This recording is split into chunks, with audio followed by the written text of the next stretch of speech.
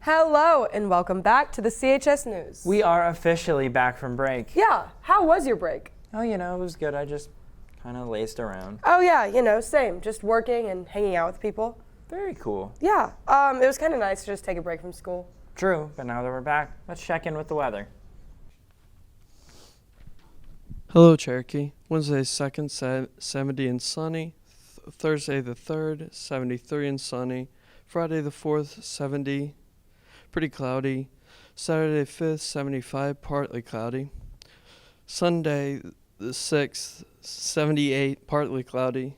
Monday the 7th, 74, shower. Tuesday the 8th, 68, showers. Y'all have a great day. Thanks, Chris. Our good old reliable weather boy. But if that was the weather, you know what's up next. Oh yeah, let's check in with our sports. Good morning, Warriors, and welcome back to this week's sports update. To start it off, the boys lacrosse team beat North Cobb Christian 13-4. They also beat Dalton 13-8.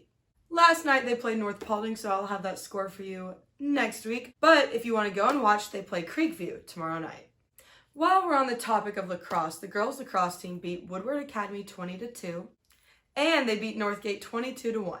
They played Kell last night, so I'll have that for you next week. This weekend, the girls lacrosse team will be traveling to Florida, and there they will be playing Pensacola Catholic and West Florida. Anyway, moving on, the baseball team beat St. Pius 9-1. They also beat North Paulding 6-2. The baseball team is also traveling, but they're traveling to Alabama. There, they will play Calera and Glencoe, and then they have some to-be-determined games, so be rooting for them from home. And then the girls basketball team beat Woodstock 71-54. They beat Duluth 57-41, and Hillgrove 55-46. Last night, they played Campbell High School. Praying they won. I will let you guys know that score next week. And then finally, the girls soccer team beat North Springs 3-0. And both the boys and girls play Alpharetta at home Friday night. The boys' game is at 8 and the girls is at 11 p.m. I really feel like that's not right, but that's what Max Prep says. So anyway, I hope you guys have a great week, and I will see you next week. Our teams are killer. Yeah, girls lacrosse is dominating. Oh, you know it. Well, let's go and check in with Edward. Let's see what you guys are up to. Do you have a favorite video game? Yes. And that game is NBA 2K. What's your favorite video game? Well, I don't really play video games, but I do like 2K because, I'm a god with it.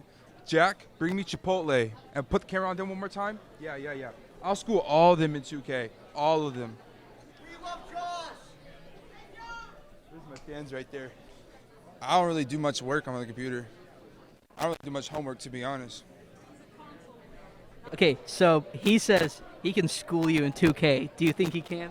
Oh, absolutely not. Why? I'm way better at 2K. Play video games? Sometimes. What games do you play? Call of Duty and GTA. Really? Yeah.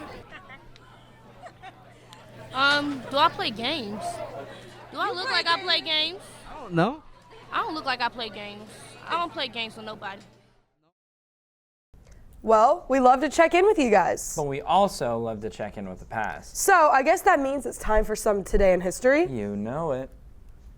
This is Today in History, and today on February 16th, 1961, the Explorer 9 was launched. Explorer 9 was a satellite made by NASA to study the thermosphere and exosphere. It was a 15-pound, 12-foot balloon made of aluminum foil and a high-strength polyester film. It was a copy of Explorer S-56, a previous satellite in the Explorer program, but failed to reach orbit. After its launch in February of 1961, Explorer 9 remained in orbit for over 3 years. During this time, another satellite in the Explorer program entered orbit, which allowed NASA to get readings from both satellites at the same time. Explorer 9 provided monumental information on the atmosphere until April 9, 1964, when its mission ended and it re-entered the atmosphere. Today, on February 16, 1961, the Explorer 9 was launched. Hey, more cool space facts. Well, something a little less factual is up next. Oh yeah, what's this week's joke, Chris? Chris's weekly dad joke. How do you throw a party in space? How do you throw a party in space? Throw a party in space. How do you throw a party in space? How do you throw a party in space? How do you throw a party in space? I don't know, bro. You plan it. You plan it. You plan it. You plan it. Planets like, see, like a planet. You know, kind of like Jupiter. The ones we have, or the ones like, you know, like Mars. How you throw a party in space? Oh. You've been making jokes of this all day. You've been doing this all day, sir. I don't think it's very funny. I'm okay. No, but I don't think it's very funny. You're entitled to your opinion. Yes, I am. My opinion. Like a planet that orbits the sun. Because the solar system. See, you know, it's like the planet. If you like separate the plan and the it's like you're planning a party. But it's planet. Yeah. That's good. Yeah. That one's good. Yeah. Well, Chris is, about the same as usual. True. Okay, but up next is Andrew's Anomaly, and I have no clue what he's up to. Yeah, I saw him working, and I really just didn't know what was going on. Guess it's time to find out. Good morning, Cherokee High School students, and welcome back to Andrew's Anomaly. This week, I'm going to be talking a little bit about cymbals. I don't mean the percussion instrument. I could go as far as to make a distinction between signs and symbols, but when it comes to distinctions, I'm not really much a fan of separation. So what exactly is a symbol? Well, I can only imagine that you have a certain interpretation of what that is in your own head. It's a representative image or word that symbolizes something beyond what is provided. The example for me that comes to mind is money. We typically have this perspective that if you have money, then you have wealth, when really money represents wealth in the same way that the dinner menu represents food. It's a transactional material which provides you with the actual tangible wealth. So with that same logic, those who are just hoarding as much money as they can possibly accumulate are basically trying to eat the dinner menu and derive sustenance from it. I was listening to a lecture by Alan Watts today, and he said something along the lines of, you can't describe reality with words because that's not what it's made of. And that makes a great deal of sense if you think about it, because language is the symbolistic means of communication. Well, that's all I've got for you this week, guys. I hope you have a phenomenal remainder of the day. And that was Andrew's Anomaly. Wow. Okay, Andrew. That was just something. Definitely original. I'll say. But, on to movie review? This week, we're going to be telling you about Scooby-Doo, the live-action version. Keeping it real. Specifically, the first live-action version. You know, this movie is actually surprisingly really, really good. It portrays each character from the gang really well. And it is so absurdly weird to where it just feels like it has to be a Scooby-Doo movie. Melvin do? Scooby. It's about Scooby and the gang as they go to a mysterious, spooky island where they need to solve a mystery about the kids who have been leaving the island because they had been acting very, very strangely. Overall, this is actually a really good movie because it portrays each character really well, and it just feels like a Scooby-Doo movie. So I'm going to have to give it a 7.5 out of 10. Ayo, thanks, Schwartz. The man never misses. Now, after our movie review, we have time for some music review. Look at that. Back-to-back review segments. Let's check it out.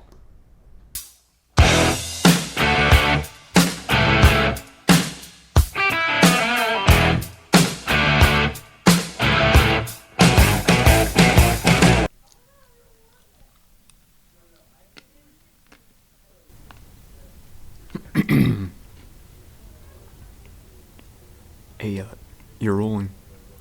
Oh, right. Oh, yeah, that's today. Hi, I'm Bradley A. Thomas with Music Memories, and today I will be discussing country rapper Upchurch. Upchurch is one of my newest favorite artists. He was born May 24th, 1991. His first record was Cheatham County, released May 12, 2015, featuring 7 songs. Some of my favorite songs by Upchurch are Legends and River Rap. One of his latest ventures is Holler Boy Records, who signed artist Chase Matthews as their first artist. His newest album is People's Champ, released February 4th, 2022. One of my favorite songs off that album is Remember Me. This has been Bradley A. Thomas with Music Memories. Okay, music, whatever. I have fantastic news. What? Hunter Tayden is back. Let's check it out.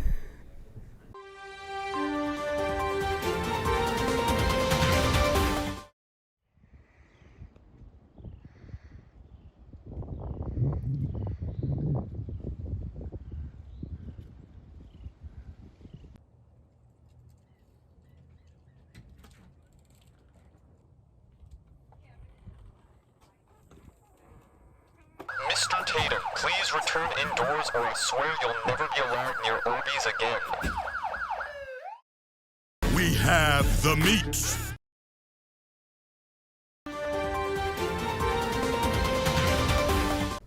Oh my gosh, I'm so excited to have Tayden back. I mean, it is nice.